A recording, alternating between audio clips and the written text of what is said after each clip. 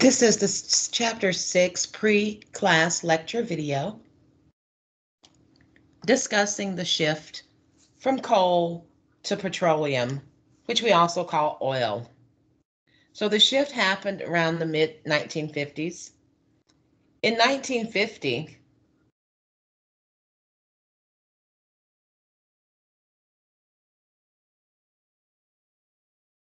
there was an equal amount of oil being used in the United States as coal. As we advance from the 1950s to the present day, we can see that the amount of oil being used from between 1950 and 2015 increased dramatically and exceeded the amount of coal used in the United States.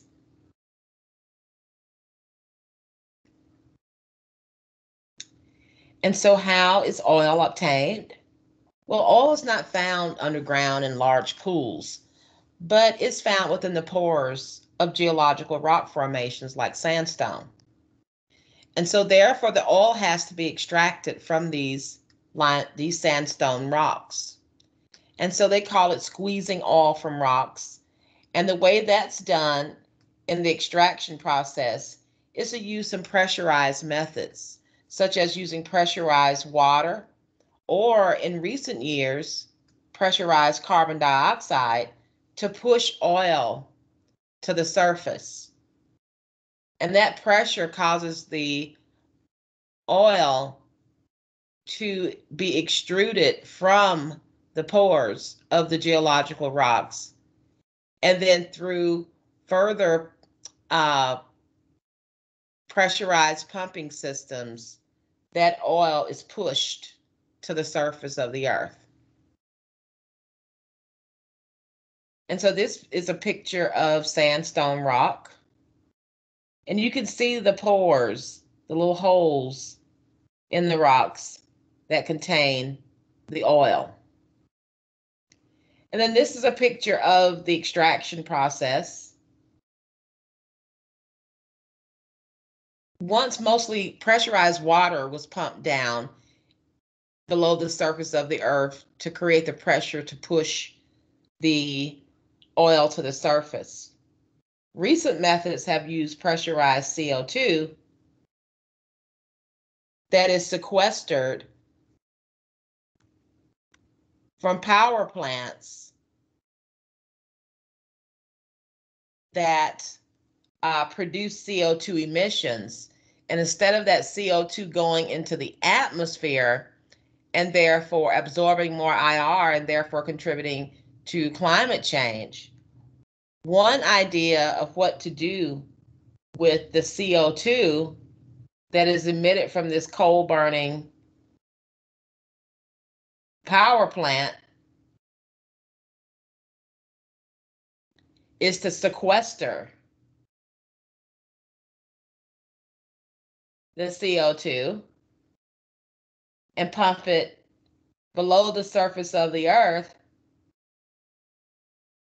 And therefore that pressure is going to force the oil, and this is called enhanced oil recovery, to have the CO2 push the oil out of the sandstone rock, and therefore that oil then is further pushed up to the surface of the earth.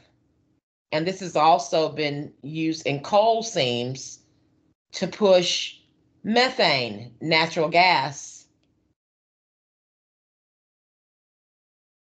that is trapped in coal to the surface of the earth as well.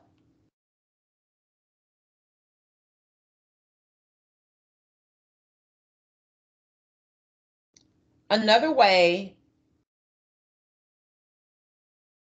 to obtain natural gas from hard rock formations like shale is fracking.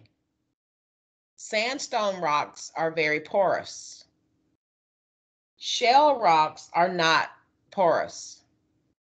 So therefore, you actually have to break the shale rocks open or cause cracks in the shale rock to get the natural gas out, With sandstone rock, it has the pores for the petroleum to get collected into. And then you just use pressure to force the oil out of the pores of the sandstone rock. Now, with methane or natural gas that is trapped in shale rock that does not have pores, you actually have to make your own pores or cracks in the rocks. And fracking is a process that is used to obtain the natural gas or petroleum from shale rock by causing cracks or fissures in that rock and therefore forcing the natural gas to come out of the rocks. So this is a picture of the general fracking process. That fracking fluid that causes that pressure and therefore causes the shale rocks to crack. That fracking fluid contains water, of course, sand, and a variety of other chemicals.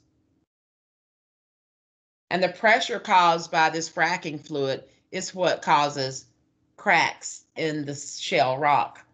And therefore, the natural gas and oil will flow into these cracks, and therefore, further pressure will cause the natural gas and petroleum to flow out of those cracks into the piping system that's drilled down below the surface of the earth.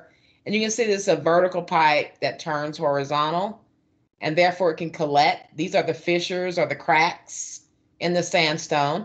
I'm sorry, in the shell. And then the natural gas and petroleum will seep out of these fissures and into the pipe system that can be pumped up to the surface of the earth. The fracking process has been deemed highly controversial because of the chemicals that are used in the fracking fluid. It's worried about how those chemicals affect the underground water system and affect water quality. Also, the high pressure fracking process creates seismic activity because it destabilizes the shale rock formations. And so many earthquakes that have happened in the United States in recent years has been attributed to fracking. And of course, these earthquakes have been small scale earthquakes. So if we have methane, natural gas, that we obtain from fracking, that methane has a heat of combustion of 50.1 kilojoules per gram. That means for every gram of methane that gets combusted, 50.1 kilojoules of heat energy are produced. So if that is true, calculate the mass of CO2 that's produced when natural gas, assuming that it's 100% methane, is burned, and it produces 1,500 kilojoules of heat energy. So if we produce this amount of heat energy, Q,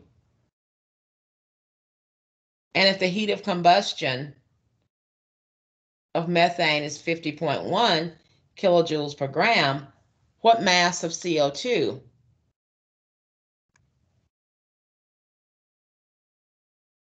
is produced?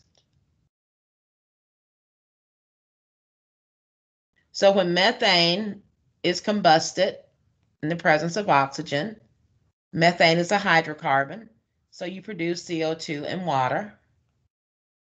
We have to balance our equation.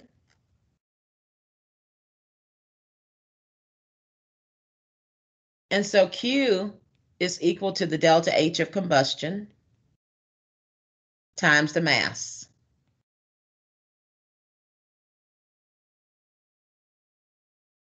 And so we're combusting methane.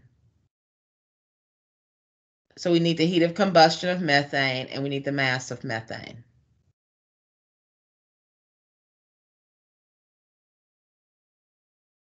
So therefore, the mass of methane can be calculated. It's going to be equal to the heat divided by the delta H of combustion. The heat is 1,500 kilojoules. The delta H of combustion is 50.1 kilojoules per gram. The kilojoules cancel, so the mass of methane, CH4, is equal to 29.9 grams. But the question didn't ask us for the mass of methane. They asked us for the mass of CO2. So let's come up with a plan. So we know the mass of methane. We just calculated that. So we're going to convert that to moles of methane by dividing by the molar mass of methane. And then we're going to convert the moles of methane to moles of CO2 by multiplying by the mole ratio of methane to CO2 in the balanced equation. There's 1 mole of CO2 per every 1 mole of methane. And then finally convert the moles of CO2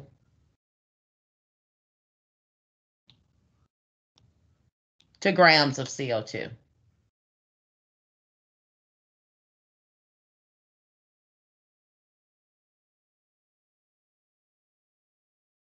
By multiplying by the molar mass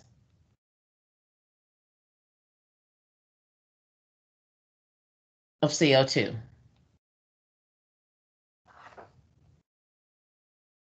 So that's the 1. You count up your arrows and you know how many steps you've got. 1, 2, and 3 steps for our calculation. So we're starting with the mass of methane, 29.9 grams of methane. Methane has a molar mass of 16 grams per mole. So we're going to divide the grams of methane by 16 grams of methane per mole of methane.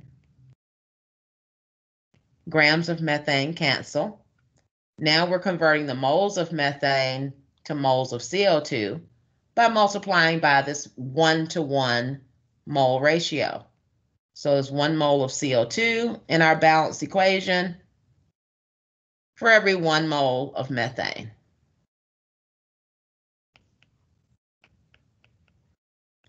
Mole of methane cancels.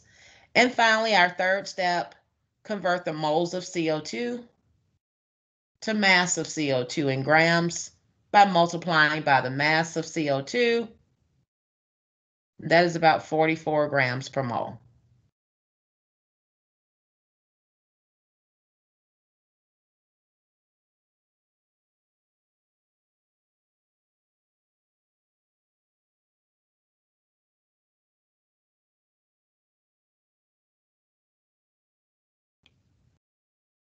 So there's our 3-step calculation process.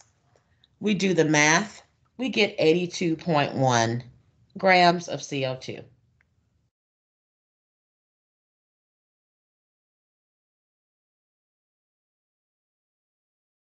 And that brings us to the end of the Chapter 6 lecture on